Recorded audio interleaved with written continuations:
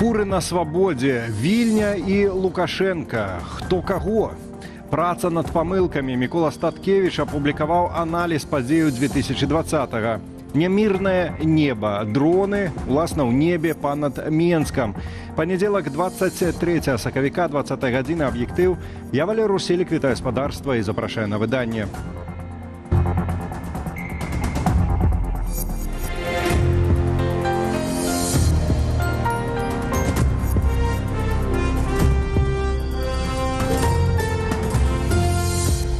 У Беларусі заявілі аб разблакаванні руху літоўскіх цяжкавікоў, але нават пасля гэтага застаюцца пытаннічкі.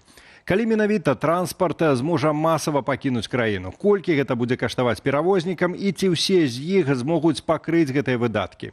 Падрабязнасці ў нашым сюжэце.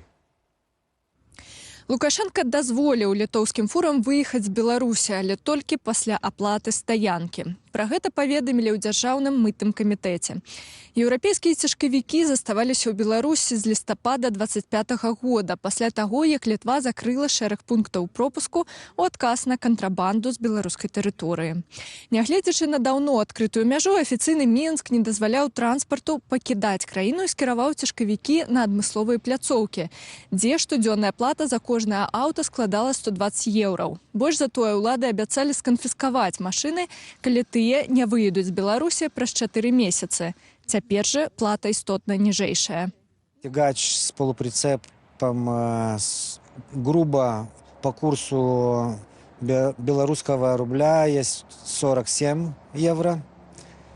Один тягач, голова, как мы называем, 32 грубо евро, а полуприцеп 16 евро. Сітуацыя зрушылася сёлета ў сакавіку пасля візіту ў Менск спецпасланніка прэзідэнта США Джона Коула. Лукашенко прызнаў, што праблему фураў таксама абмяркоўвалі падчас гэтых контактаў. Мы вернем, просят, чтобы цены эти снизили на стоянке. Мы понимаем, если эту цену с них взять, только они половину этих автомобилей не заберут. Паводле мытных органаў сёння на спецыяльных пляцоўках у Беларусі знаходзіцца больш за 1900 транспартавых сродкаў, цягачы, прычэпы і паўпрычэпы. Первая реакция перевозчиков есть плохая, потому что все-таки эти цены не европейские. В Европе за сутку надо платить до 15 евро. И перевозчики переживают, что не все найдут такие деньги, чтобы заплатить за площадки. Фуры з літоўскай рэгістрацыяй могуць вяртацца праз Літву, а тыя, што фактычна належаць польскім перавознікам, таксама праз польскі кірунак. Але на гэты момант масавага перасячэння мяжы няма. Гэта можа пачацца толькі пасля аплаты за стаянку ў Беларусі. У той жа час хуткасць праходжання мяжы залежыць ужо ад літоўскага боку. Менск заявіў, што скіраваў прапановы наконт павелічэння прапускной здольнасці. Лаферажук, Белсад. Ну а Белпошта амаль на чвэрць павысіла тарыфы на перасылку па Беларусі паштовых картак, лістоў і бандероляў. Калі яны важаць да 20 грамаў, новы кошт будзе 1 рубель 4 копейкі. За кожныя наступныя 20 грамаў даплата 8 копеек. Падаражэў і грамадскі транспарт. Гэтак у Менску з 27 сакавіка кошт праезду на ўсіх тыпах публічнага транспарту вырасце на 15 копеек. Аўтобусны, тралейбусны ці трамвайны квіток можна будзе набыць за 1 рубель 10 копеек. Жэтон на метро рубель 15 копеек. Апошні раз праезд у сталіцы даражэў летась у красавіку на 10 копеек. Таксама грамадскі транспарт падаражэе і ў вобласцях, прынамсі ў Менскай, Віцебскай, Берасцейскай і Гомельскай. Але памер падвышэння аблвыканкамы пакуль што не абвяшчалі. Мікола Статкевіч у сваім тэлеграм-канале прааналізаваў падзеі 2020-го, адказваючы на пытанні паплечнікаў з народнай грамады. На думку палітыкаў, у пратэсту не было лідараў са стратэгіяй, мэтамі, патрабаваннямі і клопатам пра бяспеку ўдзельнікаў. А значныя фігуры 2020-го, паводле Статкевіча, змагаліся не за ўладу, а за месца ў чарзе па ўладу. Іншымі словамі, не былі гатовыя да больш рашучых дзеянняў. Праўда, некаторыя ждуны выбралі яшчэ больш асцярожную стратэгію – голасна заявіць пра сваю пазіцыю і мужна кінуцца на ўцёкі. Каб за мяжой працягваць змаганне за месца ў чарзе, мушу іх расчараваць. Новую ўладу сфармуюць не з вашай чаргі, а тыя, хто прыбярэ старую. Так бывае заўсёды, але ёсць вялікая імавернасць, што фармаваць яе будуць у Маскве. А прэтэнзіі на лідарства ў краіне, якая знаходзіцца пад пастаяннай пагрозай страты незалежнасці, вымагаюць пэўнай здольнасці да самаахвяравання. Вы ўявіце, што магло б здарыцца з Украінай, калі б яе лідар 4 гады таму уцёк з Кіева.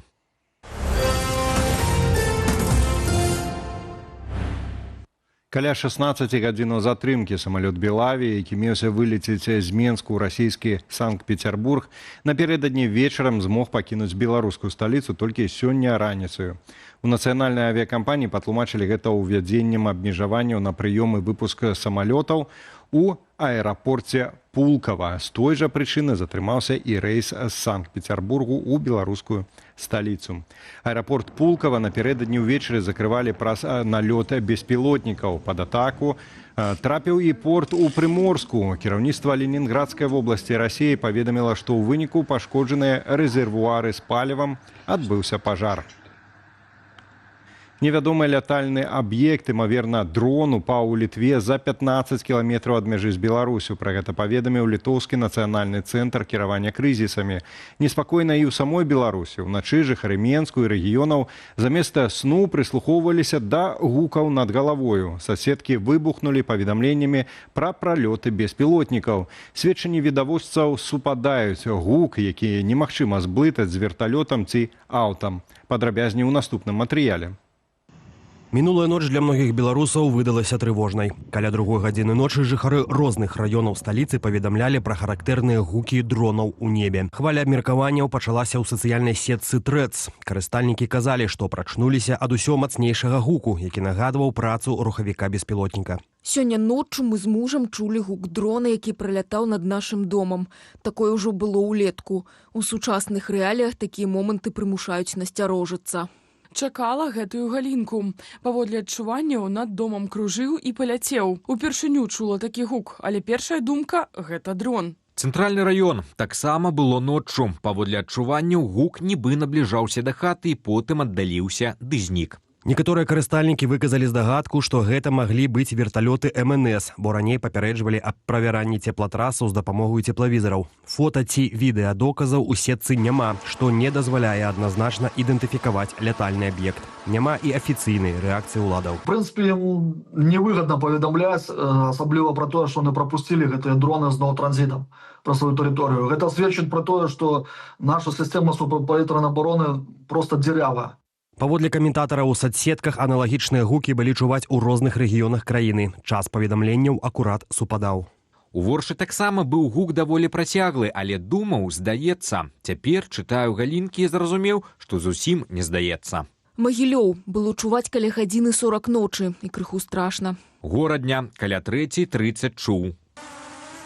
Варта адзначыць, што гэтай ноччу зафіксавалі дронавыя атакі паміж Расіяй і Украінай. Паводле Кабанчука, над Беларусю маглі пралятаць дроны як з аднаго, так і з другога боку. Частка гэтых дронаў могуць мець сапраўды загадзя запраграмаваныя маршруты па абыходу супрацьпавітрэнай абароны, ці яны нават карыгуюцца з тэрыторыі Беларусі пра то, што казаў украінскі бок. Другая прычына – гэта тое, што яны збіваюцца з навігацыі самі ці пад уздзеяннем рэбу. У Беларусі і раней ужо фіксавалі інцыдэнты, калі БПЛА даляталі да цэнтральных рэгіёнаў краіны і нават да сталіцы. Паводле камандуючага ўнутранымі войскамі МУС Карпянкова, за мінулы год сапёры абясшкодзілі 520 беспілотнікаў, кожны трэці з якіх быў баявы. Днямі ж памежны нарад знайшоў абломкі БПЛА ў лясным масіве ля пасёлку Чаплін на Гомельшчыне. Мадэль беспілотніка вызначыць не змаглі. Андрэй Сульжыц, Белсат. Дональд Трамп заявіў пра прадуктыўныя перамовы паміж ЗША і Іранам адносна, цытата, поўнага і канчатковага спынення ваенных дзеянняў на Блізкім Усходзе. Канец цытаты. Паводле прэзідэнта ЗША кантакты працягнуцца на гэтым тыдні. МЗС Ірану апублікаваў сваю заяву, дзе адмаўляе факт перамоваў. Паводле Дональда Трампа міністэрства вайны атрымала загад адакласці якія колечы ўдары па энергетычнай інфраструктуры Ірану на 5 дзён пры ўмове поспеху перамоваў. Допіс прэзідэнта ЗША ў сетцы Truth Social з'явіўся прыкладна за 12 гадзінаў да дэдлайну ультыматуму іранскаму рэжыму. У суботу Трамп даў Тегерану 48 гадзінаў для адкрыцця Хормузскай пратокі. Інакш пачнуцца атакі па электрастанцыях. Тады Іран абяцаў адказаць падобнымі ўдарамі па краінах Персідскай затокі. У пазнейшым каментары медыям Дональд Трамп адзначыў, што Іран вельмі хоча дасягнуць угоды.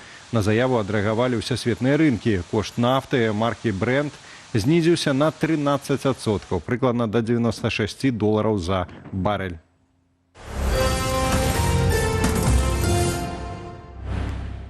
Дзе ў Беларусі пабудуюць сховішча ядравых адкідаў, пакуль што дакладна невядома.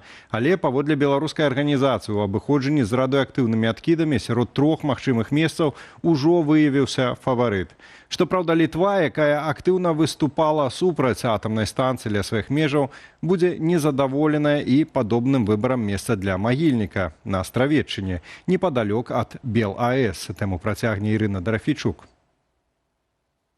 Са жніўня да верасня ў Беларусі пройдзе адкрытае абмеркаванне, на падставе якога выберуць пляцоўку для будовы ядравага магільніку. Пра гэта ў эфіры дзяржаўнага тэлеканалу СТВ заявіў кіраўнік беларускай арганізацыі ў абыходжанні з радыеактыўнымі адкідамі Дмітрий Логвін. Але з 3 меркаваных месцаў будовы, маўляў, одно ўжо мае найбольшае падтрыманне насельніцтва. Люди более подготовлены, конечно, в Гродненской области, в Островце.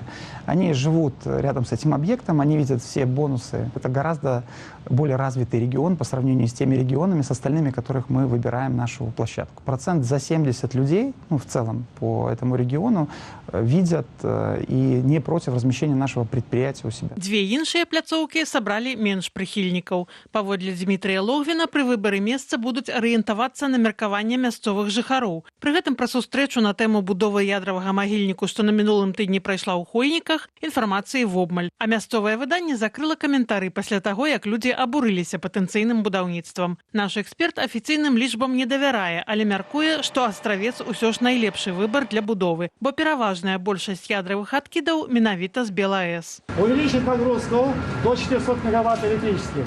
Чыноўнікі заяўляюць пра шматбар'ерную абарону аб'екту і цалкам выключаны ўплыў на навакольнае асяроддзе. Сярод плюсаў жа з'яўлення ў рэгіёне пункту захавання ядравых адкідаў называюць новыя працоўныя месцы, інвестыцыі ды развіццё мясцовай інфраструктуры. Але атамная станцыя не столькі паспрыяла развіццю рэгіёну, колькі знішчыла яго турыстычны патэнцыял як чыстай беспрамысловай зоны, кажа наш эксперт. Атомная станция, фактически срок ее действия там 40 лет.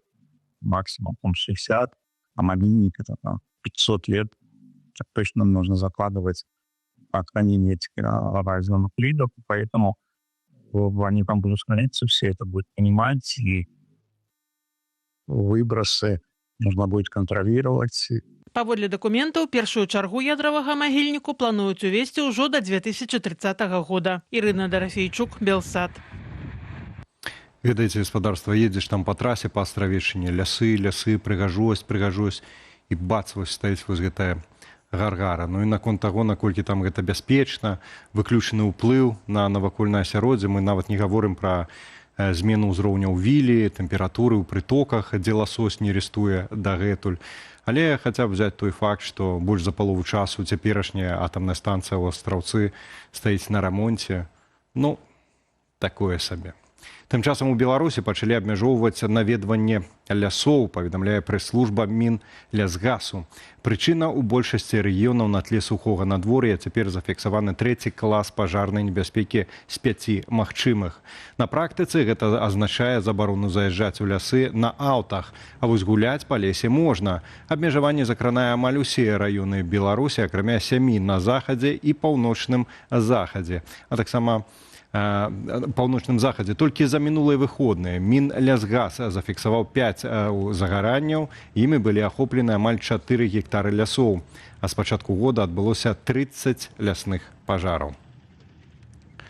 Першыя акцыі і пагрозы крыміналкамі. Беларусы свету пачалі тыдзень святкавання сёлетняга дня волі, ну а рэжым Лукашэнкі таксама па-свойму ўзяўся. Следчы камітэт Лукашэнкі пагражае ўсім удзельнікам завочнымі выракамі і арыштамі маёмасці і абяцае, што знойдуць усіх, нягледзячы на захады бяспекі. Чым адкажуць арганізатары, высвятляў Антон Бяздольны.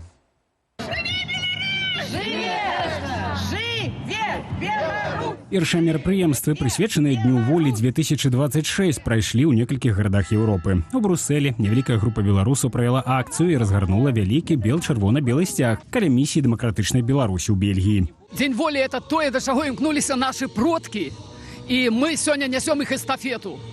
І мы ведаем, што жыве Беларусь, і жыве Беларусь у кожным сэрцы, якое тут знаходзіцца. І жыве Беларусь у кожным сэрцы, якое знаходзіцца зараз за кратамі. У Польшчы першыя акцыі з нагоды 108-й гадавіны абвяшчэння незалежнасці БНР адбыліся ў Беластоку. На галоўнай плошчы гораду таксама разгарнулі сцяг, а ўвечары правялі мітынг-канцэрт. Яшчэ некалькі імпрэзаў запланаваныя тут непасрэдна на 25 сакавіка і ў найбліжэйшыя выходныя. Тым часам улады Беларусі традыцыйна выступілі з пагрозамі на адрас удзельнікаў святкаванняў. Адпаведную заяву апублікаваў следчы камітэт. Потенциальным участникам акции обещают соблюдение мер безопасности в виде предоставления необходимых атрибутов – очки, маски, кепки.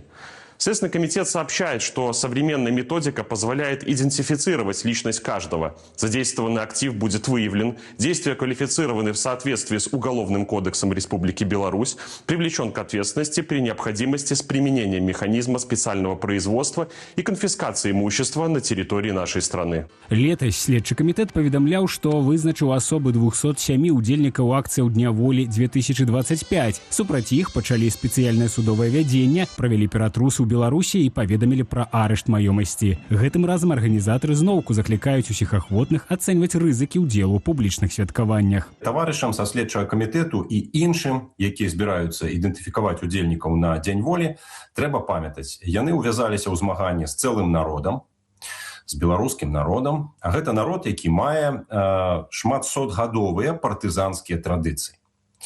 І таму гэтым таварышам трэба разумець, што ёсць спецыяльна навучаныя людзі, якія адсочваюць і іх дзейнасць і за мяжой, і ў самой Беларусі. Праз тое, што сёлета 25-га трапіла на будні дзень, святкаванні Дня волі будуць праходзіць цягам усяго тыдня. Асноўныя падзеі запланаваныя ў Вільні 25 сакавіка і 28 ў Варшаве. Пазнаёміцца з падрабязным раскладам імпрэзаў можна на адмысловай інтэрактыўнай мапе на старонцы деньволі.com. Антон Бяздольны, Белсат. Дзе б знайсці такія сучасныя тэхналогіі, каб абудзіць сумленне ў гэтых цэрбераў рэжыму, бо сапраўды няма чым заняцца больш следчаму камітэту. Пашукалі б хаця б забойцаў Александра Тарайкоўска для пачатку. Пагаворым пра Дзень волі яшчэ ў студыі, а гэтымі днямі зямлю накрыла сярэдняя магнітная бура. А жыхары шэрагу краінаў маглі назіраць такую аптычную з'яву, як паўночнае ззянне, бо праз сонечныя ўспышкі, якія прыводзяць да бураў, мільёны тонаў выкінутых у космас частачак за некалькі дзён далятаюць да верхніх слаёў атмасферы. Пры іх кантакце з азотам і кіслародам нараджаецца сапраўдная прыгажосць, якім зянне пабачылі ў небе над Беларусю, фота і відэа з сацыяльных сетак. Глядзім разам без каментара.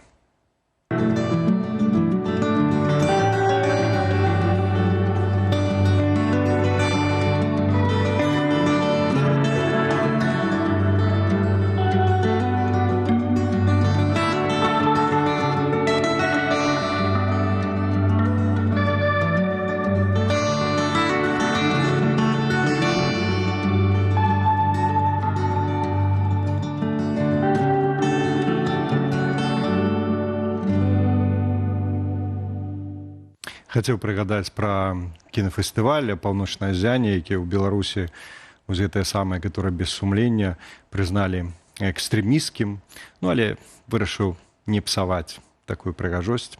У аб'ектыве на сёння ўсё, болей навіны ў нашых сацыяльных сетках на старонцы belsat.eu. І інфармацыйны вечар працягваецца, спадарства чакае студыя Белсат, якую мы правядзем разам з Віталем Бавіным. Вітаю, шановныя гледачы. Эфір працягваецца. Разам прыглядаемся да меркаванага візіту Лукашэнкі ў ЗША, таксама да пагрозаў, якія прагучалі на адрас удзельнікаў святкавання Дня волі ў замежжы. Як на гэта рэагаваць і як, самае галоўнае, адзначаць бяспечна ў нашым эфіры. Ну і таксама, бадай, самая вясновая ў гэтым сезоне апытанка чакае вас літаральна праз момант.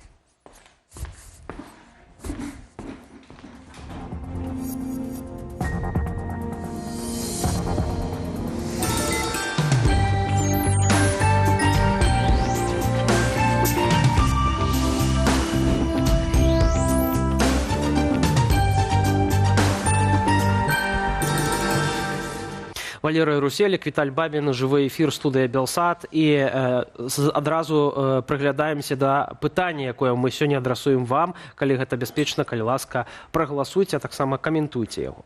Наколькі красамоўна прагучала твая вось эта заўвага, калі для вас гэта бяспечна. У сувязі з нашым якраз пытаннем, калі чакаць палітычныя адлігі ў Беларусі, калі вам бяспечна, то, калі ласка, прагаласуйце, ну, бо тут і фуры паедуць у Літву зараз, і тут частку людзей адпусцілі. Ну, здаецца ж, ну, вот так усё класна. Дык яна ўжо ідзе, ёсць такі варыянт адказу. Ёсць варыянт, што з вызваленнем усіх палітвязняў пачнецца гэтая адліга. Ёсць варыянт на гэты момант самы папулярны з адыходам Лукашэнкі. Ну і ёсць варыянт таксама на другім месцы, дарэчы, па папулярнасці ніколі не будзе гэтай адлігі. Гаспадарства, галасуйце, калі вам гэта бяспечна. Вельмі сумна чуць такі адказ. Тым не менш, будзем аналізаваць, будзем пытацца ў экспертаў. І пакуль што першая тэма. Мытныя органы гатовыя афармляць літоўскія цяжкавікі, што захрослі ў Беларусі на выезд. Пра гэта паведаміў урад Беларусі, маўляў, выязджаць цяжкавікі могуць як праз літоўскую, гэтак і праз польскую мяжу. Але пасля аплаты збору за стаянку кошт вось гэтай аплаты змяніўся цяпер у меншы бок. Пачатак працэсу вяртання цяжкавікоў пацвердзілі і ў Літве.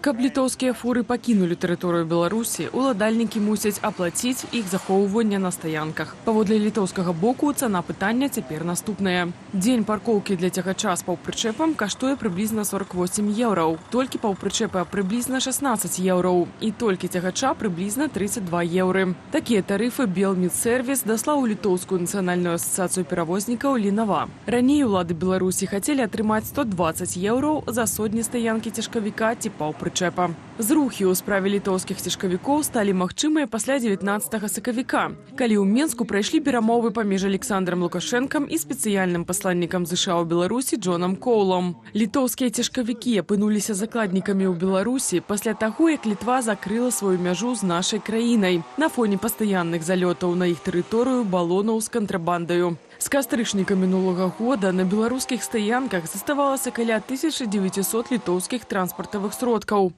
Улады Беларусі нават пагражалі канфіскаваць іх, калі перавознікі не аплацяць стаянку да сакавіка. Валер Карбалевіч, палітычны аглядальнік радыё «Свабода» з намі на відэасувязі. Спадар Валеры, добрый вечар. Дзякуем, што далучыліся да нашага эфіру. Добрый вечар. Добрый вечер. Ну, падавалася б, усё мае наладжвацца паміж Менскам і Вільняй. Вось ужо і Лукашенко даў загад вярнуць гэтыя фуры, якія доўгі час, некалькі месяцаў былі на тэрыторыі Беларусі. Адначасова ў гэты ж дзень фактычна за 15 кіламетраў ад мяжы з Беларусю падае неапазнаны лятальны аб'ект, меркавана дрон на тэрыторыі Літвы. Ужо заўтра прэм'ерка Літвы збірае паседжання адносна нацыянальнай бяспецы. Спадар Валер, ці вось гэтыя ўсе падзеі, якія мы зараз назіраем з гэтым дронам, яны могуць перашкодзіць гэтаму працэсу і вяртанню літоўскіх фур на тэрыторыю Літвы? Я не думаю. Я мяркую, што ўсё ж такі гэта гісторыя з дронам на трошкі адрозніваецца. Не думаю, што гэта некае свядомае дзеянне беларускіх уладаў. Бачыце, гэтыя дроны ляцяць на тэрыторыю Беларусі, падаюць. Мінулым годам нават у цэнтры Менска упаў адзін дрон. Таму гэта наступства той вайны, якая адбываецца па суседству, наступства агрэсіі Расіі супраць Украіны, і гэтыя дроны рэгулярна залятаюць на тэрыторыю Беларусі, а час ад часу яны праз Беларусь далятаюць да Польшы, да Літвы, да Латвіі. Я думаю, што гэта адзін з тых выпадкаў, на які беларускія ўлады мала ўплываюць. Вось тое, што гэтыя кантрабандныя балоны лётаюць па-ранейшаму і паралізуюць працу віленскага аэрапорту. То, што аднавіліся атакі мігрантаў на мяжы, вось гэтыя дзеянні беларускія ўлады могуць кантраляваць, але не хочуць, і Лукашенко гэта не хавае. Ну, але ўвогуле ситуация с грузовиками, с фурами, она такая трохи суперечливая. С одного боку так конфисковать не будут, так зменшили кошт оплаты стоянок, але все ж таки и тыя лічбы, якія названы, даволі вялікія, там 48 евро за сутки, а 4 месяцы. Яны там стаяць, ну, за 4 месяца набягае немалая сума. І адзін з прадстаўнікоў літоўскага бізнесу сказаў, што, ну, магчыма, што палова гаспадароў гэтых фур і не зможа знайсці грошы, каб заплаціць за гэта. Таму тут сітуацыя такая суперечлівая. І ўвогуле тут пытанне такое, а чаму яны ўвогуле павінны плаціць? Ці не павінен плаціць беларускі бок кампенсацыю за страчаныя магчымасці, за страчаныя эканамічныя магчымасці для тых гаспадароў, якія гэтыя фуры сюда прыгналі. Але тут я б паглядзеў на гэтую сітуацыю больш, скажем так, глобальна. Справа ў тым, што вось гэтыя грузавікі, яны ж не былі галоўнай тэмай канфлікту на мяжы. Яны былі інструментам шантажу, а галоўная задача, галоўная мэта, якая ставілася афіцыйным Менскам, это прымусіць Літву на палітычныя перамовы на ўзроўні міністраў замежных спраў. Гэта не хавалі беларускія ўлады, гэта адкрыта казалі, у прыватнасці сакратар Рады бяспекі Александр Вальфович пра гэта казаў. І беларускія ўлады выкарыстоўвалі грузавікі менавіта дзеля шантажу. Але вось гэтым не атрымалася.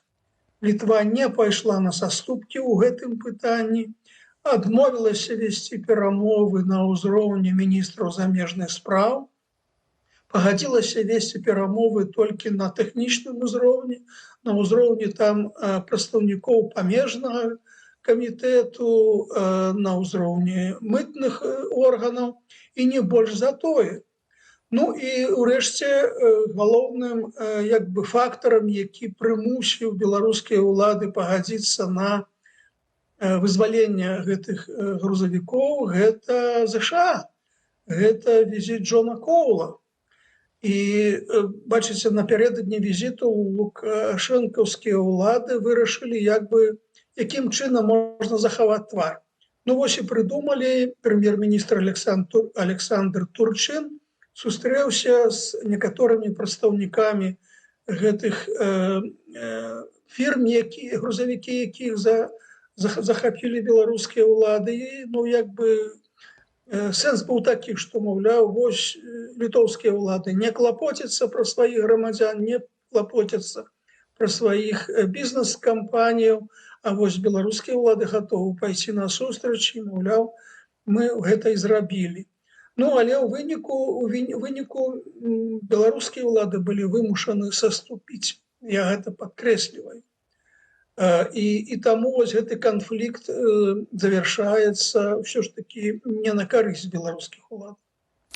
Спадар Валера, паслухайце, ну калі ўжо сапраўды зірнуць на это ўсё больш маштабна, глобальней, а таксама улічваючы гэтую суперэчлівасць пазіцыі афіцыйнага Менску, так а чаму б Менск не пайшоў бы яшчэ на большыя саступкі, калі відавочна, калі глядзець глобальней, ну трэба спачатку вось гэтыя дробныя лагістычныя праблемы паміж краінамі вырашыць перад тым, як старацца прабіць зноўку сабе дарогу ў Клайпедскі порт, каб зноўку вазіць свой гандаль, бо такой зацікаўленасці таксама ж рэжыму Менску не хавае.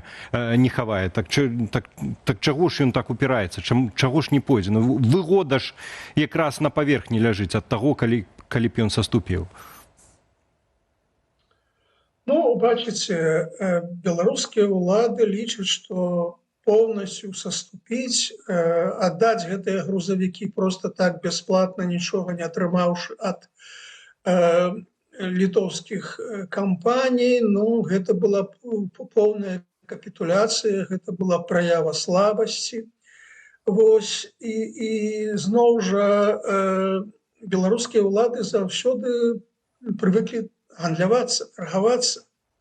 Вось, і калі яны хочуць ўсё ж такі дамагчыся адкрыцця клайпедскага порту для беларускага транзіту, для экспарту, то трэба мець некія рычагі ўплыву. Вось такім рычагом уплыву былі гэтыя фуры. Ну, цяпер гэты рычаг трохі паменшыўся, скараціўся, але тым не менш ён захоўваецца. Як і гэтыя кантрабандныя балёны, як і тыя мігранты, якія зноў актывізаваліся на мяжы пасля халоднай зімы. Таму зусім адмовіцца ад сваёй тактыкі шантажа суседзяў Лукашенко не гатовы. Спадар Валера, разам з тым бачым, што пакуль візіт Александра Лукашенко ў Злучаныя Штаты Амерыкі пад пытанням, Джон Коул заявіў, што канчатковага рашэння наконт гэтага запрашэння пакуль няма. Ад якіх фактараў яно можа быць залежыць? Ці таксама амерыканцы маглі паставіць пытанне наладжвання добрых стасункаў з Літвою, перш чым Александр Лукашенко зможа паехаць і будуць знятыя з яго персанальныя санкцыі, і такім чынам ён зможа да Вашынгтона да гэтага дабрацца? Ну, бачыце, праблема тут у тым, што пытанне адносін з Беларусю далёка не на першым плане ў замежнай палітыцы цяперашняй амерыканскай адміністрацыі. Гэта першае. А ўж тым больш інтарэсы Літвы таксама не з'яўляюцца галоўнымі. Бачыце, гэты беларуска-амерыканскі трэк розныя іншыя гульцы спрабуюць ўключыць свае інтарэсы. І літоўцы просяць Коула, каб нешта там пралабіраваць у Менску, і палякі, і украінцы. І на гэты трэк навешана вельмі шмат другіх розных іншых вагароў, цяжараў.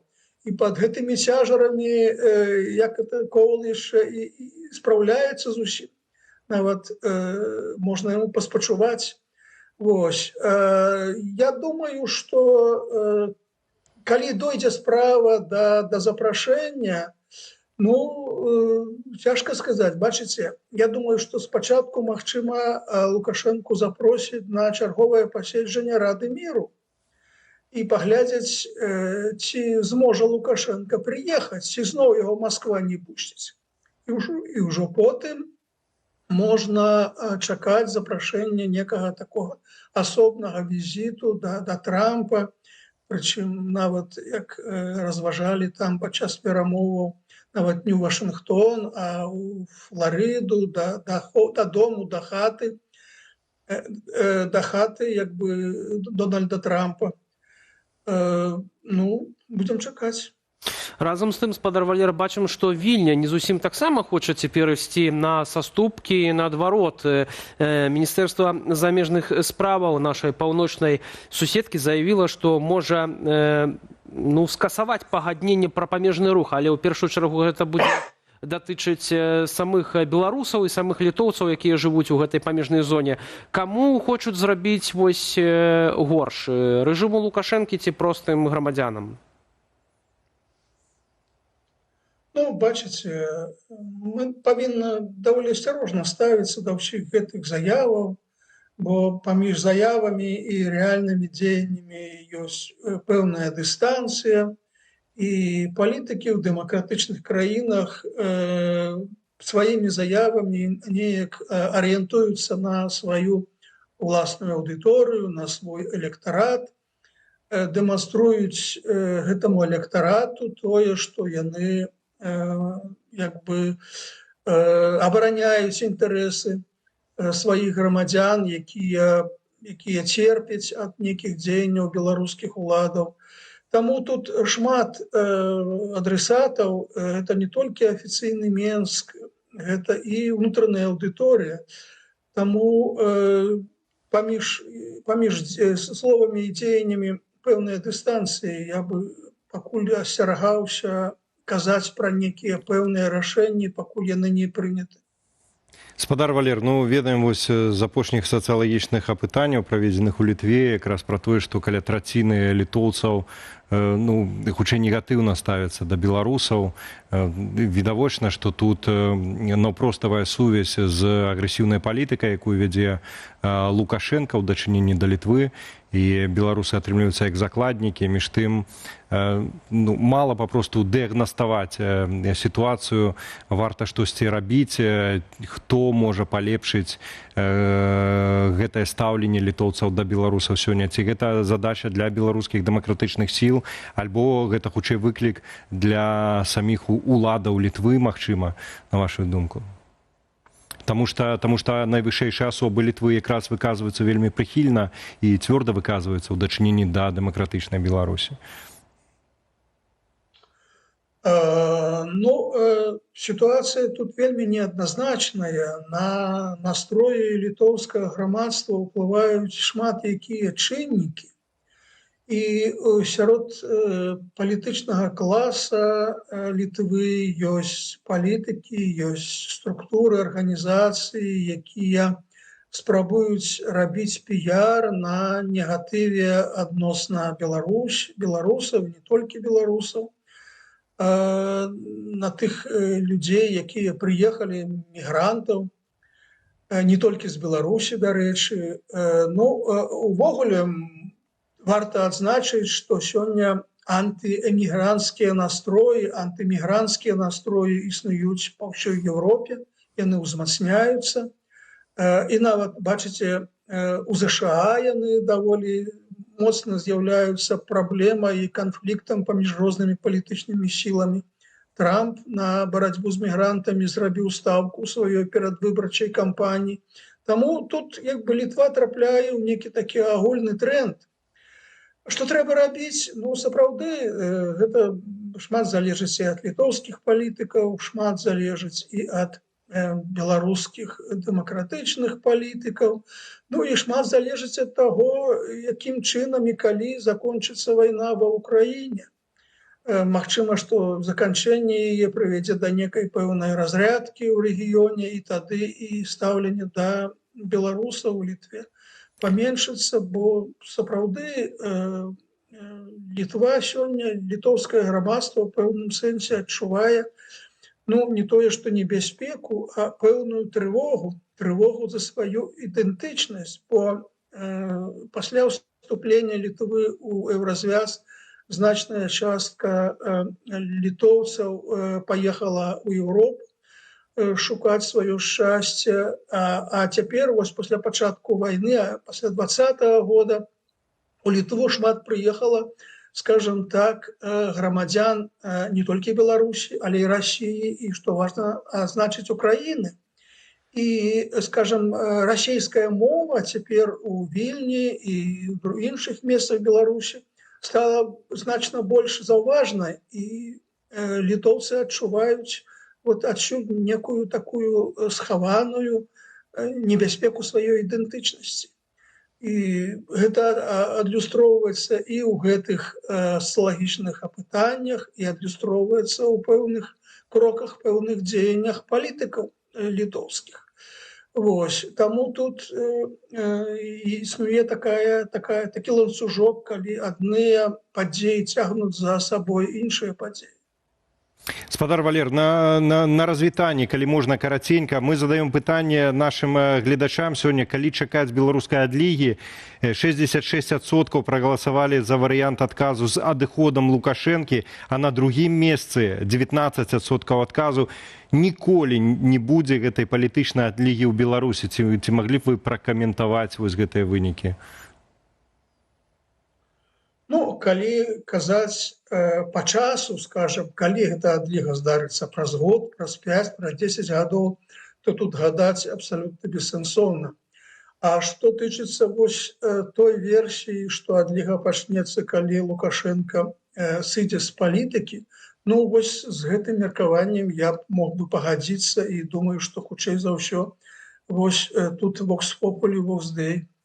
Надаем ваш голас і дзякую вялікі вам за сённяшнюю размову. Мы спадарству хочам нагадаць, Валер Карбалевіч, палітычны аглядальнік Радыё Свабода, быў з намі на відэасувязь. Дзякуй. Наступная тэма. Следчы камітэт сочыць за арганізацыяй Дня волі за мяжою. У ведомстве заявілі, што арганізатары, маўляў, экстрэмісцкія фармаванні пры дапамозе свята хочуць дыскрэдытаваць Беларусь на міжнароднай арэне і стварыць бачнасць пратэсных настрояў.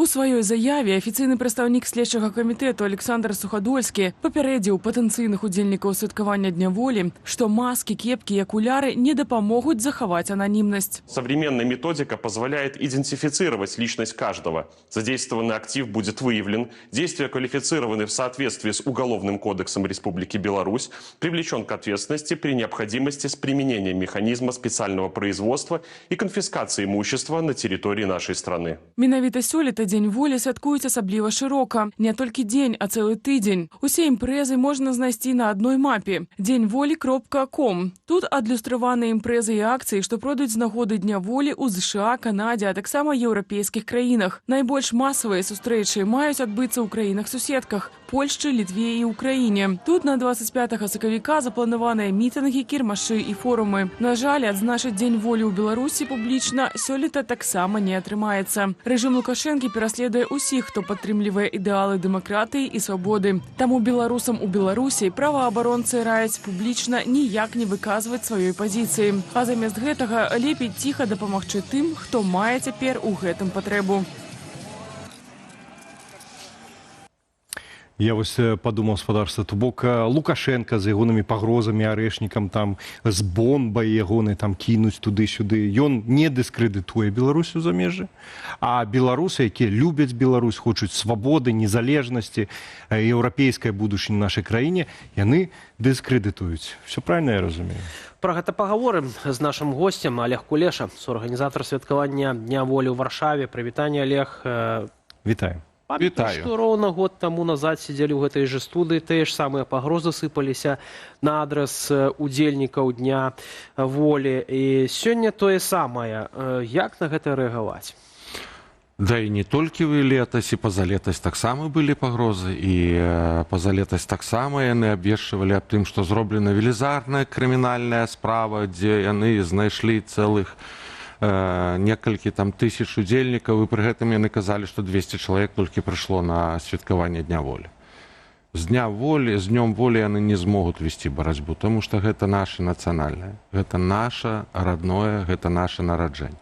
Ну, але ёсць, перайдзем да нашага роднага, але ўсё-такі, каб ці ёсць нейкая рэакцыя на гэтай пагрозы ад следчага камітэту, ад лукашыстаў, з боку арганізатараў, магчыма, нейкія парады для ўдзельнікаў, таму што ведаем, Павел Северынец, ён раздае парады, там захоўваць ананімнасць, ці ёсць у варшаўскага аргкамітэту таксама нейкія? У варшаўскага камітэта таксама штосьці ёсць, і Павел Северынец, дарэчы, таксама з намі працуе. Безумоўна. Вось, таму мы стаім на адных поглядах, але ведаеце, беларусаў вучыць, як схаваціся ад рэжыма Лукашэнкі, марная справа, яны ўсё ведаюць. Гэта і шалі, гэта і маскі, гэта і акуляры. Але што тычыцца тых людзей, хто в Беларусі? На сягонняшні дзень дакладна у нас інсайдерская інфармацыя, якая нам паступае ўвесь час, як мы называем, з зямлі, гаворыць аб тым, што все ічу, яны пасвобождены для прыняцця на Дзень волі тых людзей, якія толькі-толькі выйшлі з вязніц выйшлі з-за кратаў. Гэта было і са мной таксама. І, напрыклад, бабруйская калонія нумар 2 яшчэ зрабіла больш-менш літасць, яна яшчэ не выпусціла ўсіх палітвязняў, якія ёсць па спісу, і пачне іх выпускаць і пасля 25 числа. Я лічу, што з боку рэжыма Лукашэнкі гэта вялізная літасць, таму што інакш бы людзі проста адразу прыехалі вычу. Хай яны лепш сустрэнуць дзень волі у калоніях. Наколькі дзіка выглядаюць гэтыя нормы літасці ў сучасных беларускіх. Тое, што мы сидзім і аб гэтым гаворым, гэта дзейсна, гэта некая дзіж несусветная, але, на жаль, гэта так. І вось у Беларусі я бы параіў людзям быць асцярожней крышку. Я разумею тое, што зараз у Менску на вялізнай хвалі новая мода размаўляць па-беларуску. Я ведаю гэта, але 25 сакавіка дастаткова сказаць у тых мясцінах, дзе мала размаўляюць па-беларуску, проста вітаю. І гэта ўжо таксама святкаванне Дня волі. На мой погляд, так. Ведаеце, я, калі сустракаў Дзень волі ў бабруйскую калоніі, я всю ноч з некалькімі людзьмі, на жаль, я ніколі не скажу, хто яны, мы сидзелі, перапісвалі верш Богдановича. І кожны палітычны атрымаў у кішэню маленькі гэты вершак. Ён змог его прачытаць. Гэта, разумееце, в калоніі гэта як рэвалюцыя. Гэта вельмі сур'ёзная справа. Зараз я магу сказаць, таму што все людзі ўжо на волі. Ось. Але мы і так рабілі. То бок у Беларусі сустракаць таксама можна. Што тычыцца тут, у замежжы, яны будуць пагражаць і заўжды. Таму што яны з гэтым не могуць даць рады. Давайте яшчэ паслухаем, раз мы ўжо згадалі Павла Северынца, што ён, як ён рэагуе ўласна вось на гэтыя пагрозы следчага камітэту. Давайте паслухаем разам вашай увазе. Следчы камітэт робіць такія заявы штогод. Да іх беларусы ўжо прывыклі. Але таварышам са следчага камітэту і іншым, якія збіраюцца ідэнтыфікаваць удзельнікаў на Дзень волі, трэба памятаць, яны ўвязаліся ў змаганне з цэлым народам, з беларускім народам, а гэта народ, які мае шматсотгадовыя партызанскія традыцыі. І таму гэтым таварышам трэба разумець, што ёсць спецыяльна навучаныя людзі, якія адсочваюць і іх дзейнасць і за мяжой, і ў самой Беларусі. Яны спрабуюць сапсаваць нам Дзень волі, не ўдасца. Нездарма кажуць, што гісторыя ідзе па спіралі, там падобнае вяртаецца на колы свая.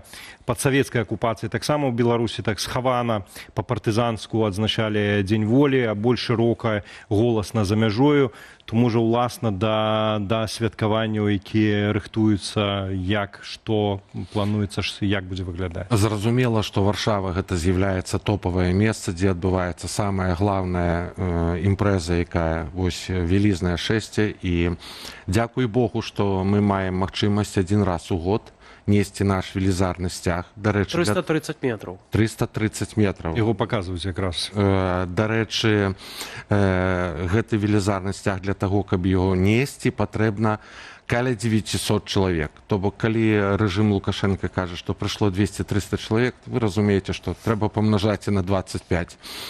І уся частка пачнецца галоўная о 16 гадзіне. Чаму так позна, гаспадар Олег? Дарэчы, это субота. Так, гэта субота, і чаму так позна? Вся справа ў тым, што мы абіралі такі дзень, каб было зручна больш-менш людзям адсвяткаваць у выходныя, але акурат у гэты дзень супадае на пляцы Замкова некалькі шэсцяў. І з боку паліцыі было прапанована крышку нам перанесці. Мы першапачаткова хацелі пачынаць о 14 гадзіне. Прыйшлося перанесці на 2 гадзіны крышачку пазней. Мажліва, гэта нават і лепш, таму што ў нас будзе стаяць і сцэна з цудоўнай падсветкаю. Але цемнее хутка, правда? Будзе падсветка. І так мы яшчэ не сустракалі. Добра, ці ёсць нейкая каардынацыя з іншымі, не толькі польскімі гарадамі, з іншымі краінамі, каб можна было прапанаваць беларусам у Беларусі сачыць за гэтым усім? Ужо сфарміраваўся цэлы вялізны велізарны штаб па ўсіх краінах свету. Туды шмат хто ўваходзіць у гэты штаб беларусаў са ўсяго свету. Там адбываецца абвесткі аб тым, дзе што адбываецца, і гэта все будзе пазначана на мапе гэта все можна будзе паглядзець, гэта можна будзе далучыцца, тым больш у нас існуе Белсат, які гэта все паказвае вельмі цудоўна. То бок з Беларусі можна будзе назіраць дакладна бяспечна, што адбываецца. Але што тычыцца нас тут, то не гледзячы на тое, што праваабарончы цэнтр «Весна» пазначыў, што ў нас зараз 987 палітвязняў, ці 897, калі не памыляюся. Пасля апошняга вызвалення. Пасля апошняга вызвалення, то, па-першае, яшчэ не ўсе выйшлі, па-другое, гэту лічбу трэба памножыць на 2. Па-трэцяе, нават калі там будзе адзін палітвязень, то трэба выходзіць дзеля таго, каб ён быў вызвалены. То бок гучанне дня волі актуалей усе на сягонняшні дзень вельмі моцна актуальны, таму што на сягонняшні дзень дзень волі гэта голас нашага народа, той, што сядзіць пад арыштам у рэжыма Лукашэнкі і Расійскай Федэрацыі, які знаходзіцца цалкам цэлы народ узняволены. І трэба дапамагчы яму, трэба рабіць гэта змаганне. Мы гэта можам зрабіць. Для нас гэта асаблівых высілкаў няма ніякіх. Просто збіраемся, выходзім. Олег, яшчэ такое пытанне наконт, у розных краінах, у кожнай краіне свае ўлады. Ці гэты голас беларусаў заўважны і для мясцовых уладаў, тому што, калі браць Польшу, напрыклад, мы ведаем, што у Беластоку пачаліся святкаванні, і там і мясцовыя ўлады таксама выступалі. То бок ёсць такая вось кааперацыя. Што наконт Варшавы і наконт іншых магчымасцей. Я хочу распавесці, што менавіта наш голас з'яўляецца вось гэтым. Менавіта праз тое, што беларусы выходзяць на плошчы, менавіта праз тое, што мы маем самы вялізны сцяг у еўразвязе беларускі. Мала хто заўважыў, але менавіта і украінцы, і палякі пачалі насіць свае сцягі на свае шэсця таксама, але пасля нашых сцягоў. Мы гэта першыя зрабілі тут пасля 20-го года ў Варшаве. Менавіта польскі бок і зацікаўлены, і будуць польскія выступоўцы таксама. І польскі бок вельмі пільна за гэтым сочыць. Мы дапамагаем змагацца польскай уладзе з беларускім рэжымам. Пакуль мы жывем на плошчы, мы не згінулі. Вось калі мы зайдзем, тады будзе беда. То бок ты выходзіш за беларусаў, за сваю краіну і за тых, хто сядзіць. І дапамагаеш, каб наша пытанне было на павесткі дня. Яно зараз заходзіць, тым больш з амерыканскімі трэкамі, яно вельмі моцна заходзіць. Таму што на захадзе такі погляд, калі амерыканцы ўсіх вызвалілі, то можа там і палітвязняў няма. Можа ўжо некі там скончыліся рэпрэсіі, некае плато. Нема гэтага ўсяго. Ад таго, што Лукашенко пачынае проста наўпрост з хат суда садзіць у хатніх хімікаў, і людзі не атрымаюць прызнання палітвязямі, таму што хатнія хімікі не прызнаюцца, не зменшыліся рэпрэсіі. Ад таго, што іх будуць трымаць у СІЗА не 31 дзень, а 29, не зменшыліся рэпрэсіі. Яно не зменшылася, і мы голас з'яўляемся. Таму мала таго, што на сёння, і на будучыню гэта будзе актуальна. І для таго, каб мы потым з гэтым сцягам маглі шпацыраваць па Менску, яго выдаюць толькі адзін раз у год нам. Адзін раз у год. Дарэчы, дзе знаходзіцца сцяг? На захаванні ён знаходзіцца ў музеі вольнай Беларусі, і музей вольнай Беларусі таксама з'яўляецца саўдзельнікам у правядзення. Уже заговорили крымінальнай лексікай, господа. Ну, выбачайце. Саўдзельнікам. Олег, кожны год так здараецца, што на падобных мерапрыемствах выбіраюць, гучаць нейкі пасыл, нейкі лозунг галоўны. У прыватнасці, калі я нічого не блытаю, Святлана Ціхановская заклікала сёлета, прынамсі ў Кіеве, адсвяткаваць пад лозунгам салідарнасці з Украінай. Я магу блытаць, магчыма, это агулам. Ці можна падрабязней, пад якім сёлета лозунгам, галоўным такім пасылам, што сёння галоўнае будзе гучаць? Я думаю, што на сягонняшні дзень будзе такі пасыл, што мы павяртаемся да нашай гістарычнай высновы. Мы так падрыхтавалі праграму, дарэчы, будуць вельмі цікавыя выступоўцы, і будуць і гістарычныя клубы, і нашы дудары, якія заўжды нас кожны год падтрымліваюць. І будзе Шума, і будзе Кацярына Ваданосава. Наша вядоўца, дарэчы, белсатаўская. Так, і мы гэта все паспрабавалі зрабіць і так, каб крышачку заглянуць у нашыя вытокі. То бок можна прыходзіць цэлымі сем'ямі з дзецьмі, у тым ліку будзе што паказаць, што распавесці пра. А вы ведаеце, якая самая каштоўная фатаграфія ў кожнага беларуса, калі его сям'я мае дзяцей, калі яны бегуць пад гэтым вялізным сцягам? Яна ж дзейсна відовішная. Гэта назаўжды. У арганізатараў ёсць адмысловы фатограф, который будзе...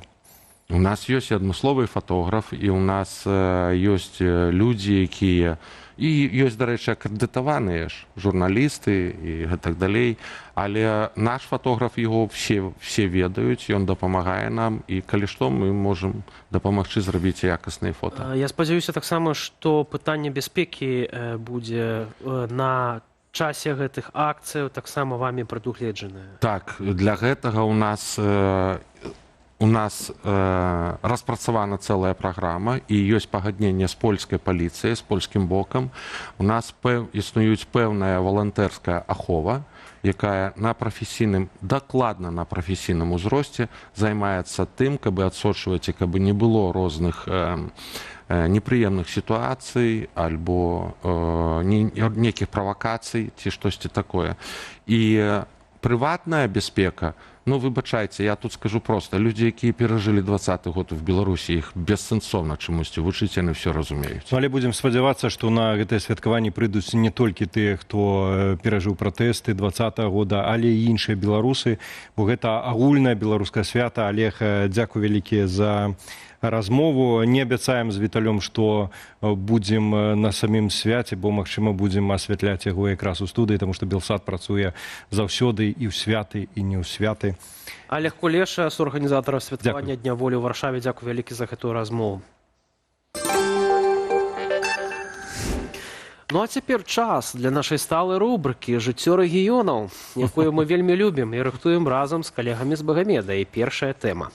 Жыхарка Віцебску трапіла ў лік незанятых асобаў, бо не падала своечасова дакументаў пра сваю шматдзетнасць. Жанчына здзіўленая, што гэтыя дакументы трэба падаваць штогод. Маўляў, ну дзеці ж, нікуды не зніклі.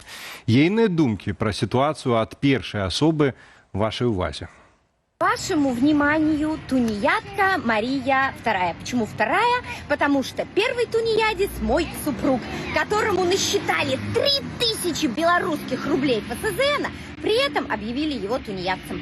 И я, многодетная мать, дети, которые не ходят в детский сад, тоже тунеядка. Зашибись, страна. Как выяснилось, я-то думаю, что мы за квартиру столько платим? Пришла в расчетный центр, а там говорят, а вы давно? Хожу туда, а там сидит тетя Мотя и с полным, каждый год надо предоставлять документы. Я говорю, а кто сказал? И где? Вот где я должна это знать? Наступнае відэа дакладна не спадабаецца Александру Лукашэнку. Ягоныя любімыя каровы зноўку па вымя ў гнаі. Такую сітуацыю дапусцілі ў сельскагаспадарчым комплексе «Наша радзіма» у Слаўгарадскім раёне. Відэа ўтрымання кароў выклікала бурную рэакцыю карыстальнікаў тыктоку. У каментарах абурэнне, сорам і пытанні да чыноўнікаў. Дзе кіраўнік? Ці бачылі гэта ў аддзеле сельскай гаспадаркі ды аблвыканкамі? І ўвогуле, як можна гэтак здзеквацца жывёлінаў? Некаторыя звярнулі ўвагу, што ў выніку пакараюць не таго, хто дапусціў утрыманне кароваў у гэткіх умовах, а таго, хто зняў і апублікаваў гэтае відэа. Масавы мор рыбы адбыўся ў Лазурным возеры пад Ваўкавыскім. На відэа з тыктоку бачна, што мёртвымі рыбінамі усеяная ўся берагавая лінія. Ну і гэтая жудасная карціна разгортваецца на вачах у гасцей санаторыю «Пралеска», што стаіць акурат на Лазурным. Раней гарадзенскі абласны камітэт тлумачыў, што праз моцныя лютаўскія маразы рыбе не ставала кіслароду. У каментарах беларусы выказваюць спачуванне, маўляў, рыба была вялікая і добрая, шкада яе. Паводле рыбакоў, гэта відавочны факт безгаспадарлівасці, а таксама таго, што рыбнагляд займаецца не тым, чым належыць. Замест таго, каб лавіць рыбакоў, лепей бы рабілі лункі на азёрах. І напрыканцы выдання відэа вясковай вулічнай прыбіральні, апублікаванае таксама ў тыктоку, за першыя 2 дні назбірала больш за 1,5 мільёна праглядаў.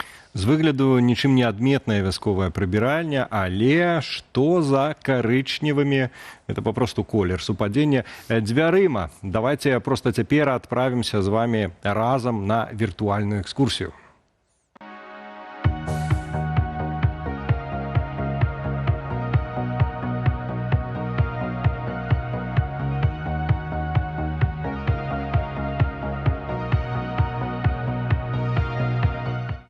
Напрыканцы выдання хацеў, вось сёння пакуль размаўлялі з экспертамі, мне так прыгадаўся адзін савецкі анекдот. Калі спадар Валер Карбалевіч згадвалі мы з ім пра тое, што ці паедзе Лукашенко на Раду міра па запрашэнні Пуціна, вот згадалася, памятаеце, Трампа. Пуцін таксама там не проста так, ці адпусціць яго. Анекдот, памятаеце, парафразую. Скажите, дядя Вова, скажите, а Саша выйдет? Саша поедет на Раду мира? Нет, не поедет. А скиньте мячик. Такие анекдоты. Гаспадарства, дзякуем за ўвагу. Ставім кропку ў студыі Белсат. І, канешне ж, нагадуем вам, што для вас працавалі Віталь Бабін, Валера Руселік. Дзякуй вялікі, і калега, дзякуй вялікі таксама. Застаемся на Белсаце да наступных эфіраў. Пакуль.